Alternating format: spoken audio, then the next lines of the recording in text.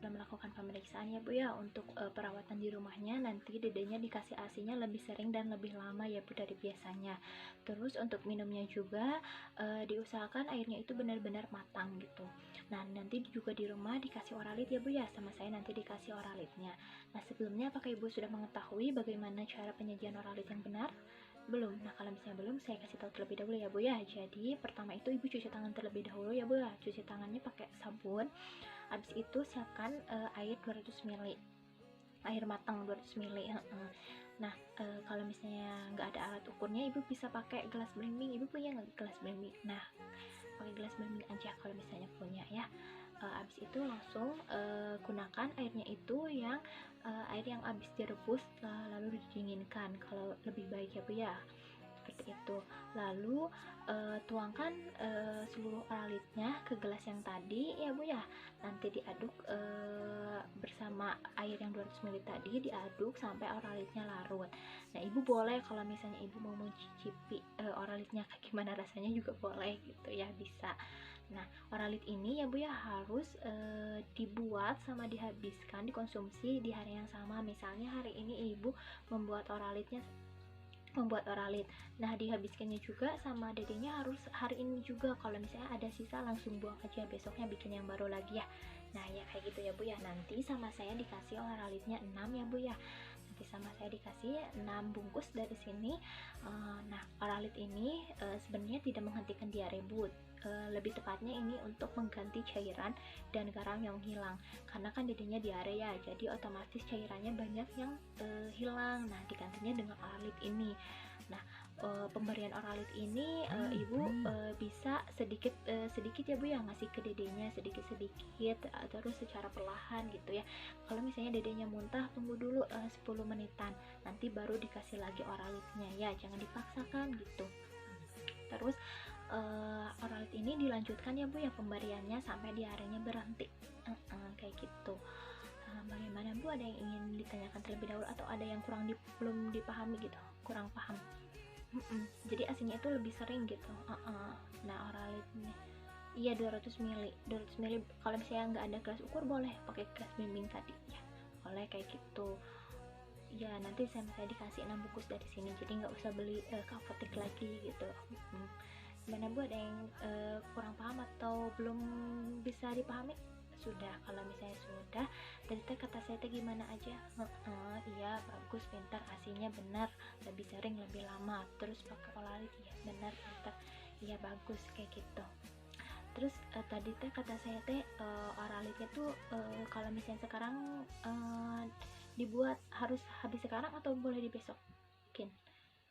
Harus habis sekarang ya. Bagus. Nah udah paham ya Bu ya. Nah kalau misalnya sudah paham, kalau misalnya nanti Ibu bisa kembali lagi ke sini kalau misalnya dedenya buang air besarnya ada darahnya, terus dedenya nggak mau minum sama sekali. Nah Ibu bisa langsung periksakan ke saya ada kok setiap hari praktek. Gimana Bu, ada yang ingin tanyakan lagi? Nah kalau misalnya tidak ada, terima kasih ya Bu ya. Semoga dedenya cepat membaik keadaannya, cepat sehat. Iya, terima kasih. Waalaikumsalam. Ibu barusan saya sudah melakukan pemeriksaan ya untuk perawatan di rumahnya, untuk membersihkan telinganya, lebih sering dibersihkan ya Bu ya, dan dikeringkan. Soalnya kan dedenya dari telinganya ada keluar cairan ya Bu ya. Jadi itu harus telinganya harus dibersihkan sama dikeringkan. Nah Ibu sudah tahu belum bagaimana cara mengeringkan dan membersihkan telinga dengan baik dan benar? Belum. Nah kalau misalnya belum, saya kasih tahu ya Bu ya. Untuk membersihkan dan mengeringkan telinga itu Ibu boleh menggunakan kain penyerap aja gitu ya, kain penyerap.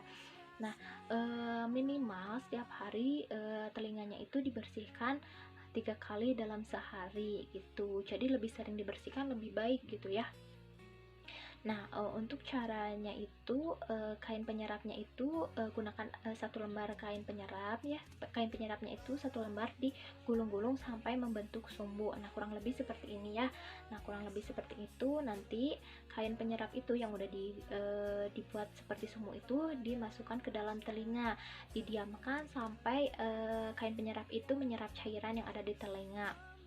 Kalau misalnya kainnya sudah terlihat basah, Nah, bisa diambil, dikeluarkan sumbunya itu dikeluarkan dan diganti sama yang baru sampai si telinga itu benar-benar kering dan bersih. Kalau misalnya belum bersih, masih ada cairan nih dikit, atau misalnya cairannya belum kering gitu ya. Nah, ibu bisa melakukan prosedur yang tadi, melakukan ulang prosedur yang tadi gitu sampai telinganya benar-benar kering dan bersih ya bu ya. Nah, membersihkannya pakai ini aja, kain penyerap yang tadi ya. Jangan sampai menggunakan kapas lidi karena tidak disarankan ya bu ya kalau menggunakan kapas lidi. Jadi lebih baik pakai kain penyerap itu. Terus di rumah juga telinga yang sakitnya dijaga ya bu ya, jangan dulu terkena air gitu. Kalau misalnya mandi pun dijaga gitu, benar-benar telinganya jangan sampai kemasukan air saat mandi gitu ya. Nah kayak gitu. Bagaimana bu, apakah ada yang kurang dipahami? Iya, jadi dibuat sumbu si kain ya, kayak gitu, dibuat sumbu ya, kurang lebih lah seperti ini sumbunya kayak gitu. Nanti dimasukin ke telinga ya, didiamkan aja, nggak usah dikorek-korek, didiamin aja. Nanti juga kan si cairannya itu nyerap gitu ke kainnya itu. Bagaimana? Oh iya, kayak gitu ya. Bagaimana bu, apakah bisa dipahami atau ada yang ingin ditanyakan lagi? Bisa. Nah, kalau misalnya bisa dipahami, tadi teh kata saya teh gimana aja? Iya, dikeringkan, iya minimal 3 kali, iya bagus, pintar. Nah kayak gitu ya bu ya. Terus tadi teh kata saya menggunakannya apa dibersihkannya, dikeringkannya? Iya, kain penyerap, pinter. Nah kayak gitu ya bu ya. Nah kalau misalnya sudah bisa dipahami, ibu nanti bisa kembali ke saya nanti sesudah 5 hari dari sekarang ya bu ya. Nanti kita cek 5 hari dari sekarang apakah telinga dedenya sudah mulai membaik. Kita lihat perkembangannya kayak gimana. Ya kayak gitu ya, jangan lupa ya. Nah kalau misalnya apakah ada yang tanyakan lagi ibu atau kurang dipahami? Tidak ada. Nah kalau misalnya tidak ada, semoga dedenya cepat sembuh ya bu ya. Semoga keadaan telinganya cepat membaik gitu. Iya, sama-sama. Waalaikumsalam.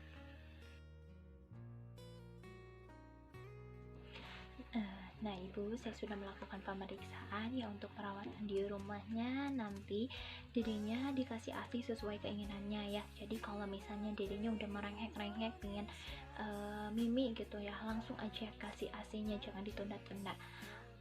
Dedenya ASI kan ya bu ya? Ya kalau ASI bagus ya bu, diteruskan gitu. Nah terus di rumah juga makanannya yang bervariasi ya bu ya. Makanan yang bervariasi ini misalnya ada buah-buahan, ada sayuran juga gitu ya. Nah terus porsi makannya itu setiap harinya porsi makannya itu 1 mangkok. Kalau misalnya nggak 1 mangkok, bolehlah 3/4-nya juga boleh gitu. Pokoknya jangan kurang dari 3/4 ya bu ya. Tiap harinya. Terus makannya itu 3-4 kali dalam sehari ya, jangan sampai kurang, jangan sampai 1 kali cuma dikasih makannya gitu ya. Gitu. Terus dikasih makanan selingan. Jadi misalnya dede tuh dikasih makanan selingan sebelum jam makannya. Jadi misalnya kalau misalnya jadwal makannya itu jam 4, nah sebelum jam 4 itu dikasih makanan selingan. Makanan selingannya itu bisa berupa biskuit, biskuit nggak apa-apa. Nah setelah dikasih makan selingan, langsung dilanjut sama dikasih makannya gitu.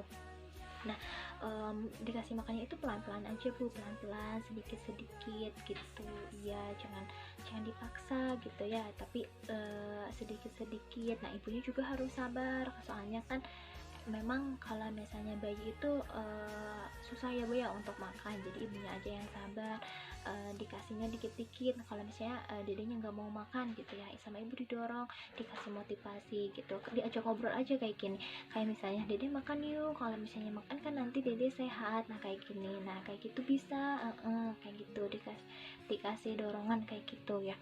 Jadi jangan putus asa. Kalau misalnya dedenya nggak mau makan, ya udahlah kalau misalnya nggak mau makan mah nggak usah. Nah jangan kayak gitu, jadi diajak ngobrol gitu. dikasih penjelasan gitu, meskipun dia masih kecil tapi dia bisa memahami gitu Bu ya. Nah, bagaimana Bu, apakah ada yang kurang dipahami atau ingin ditanyakan terlebih dahulu? Iya, jadi makanan selingan itu terserah sih, kalau misalnya Dede jadwal makannya jam 2 atau jadwal makannya jam 3, jam 4. Nah, di sebelum jam makan itu dikasih dulu makanan selingan yang tadi, boleh pakai biskuit, pakai pisang boleh, kalau mau pakai pisang juga nggak apa-apa. Pokoknya dikasih makanan selingan dulu, baru habis dikasih makanan selingan dikasih makanan dia gitu. Iya, yang mana Bu, ada yang kurang dipahami lagi atau ingin ditanyakan? Nah, kalau misalnya bisa dipahami, bisa, kalau misalnya bisa dipahami dari kata-kata saya gimana aja. Iya ya, hasilnya ya sesuai keinginan, terus makanan variasi, bagus, pintar, nah kayak gitu ya. Jadi ibunya harus sabar, jangan putus asa. Nah kayak gitu, bagus, pintar ya, udah paham ya Bu.